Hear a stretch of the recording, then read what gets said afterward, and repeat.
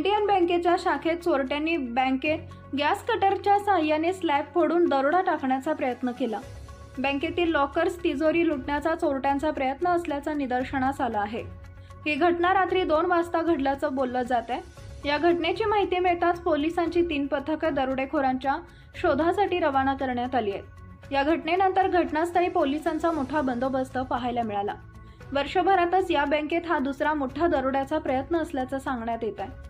महाराष्ट्र क्रांती न्यूजसाठी मुख्य संपादक प्रकाश बागुल, अंबड, नाशिक।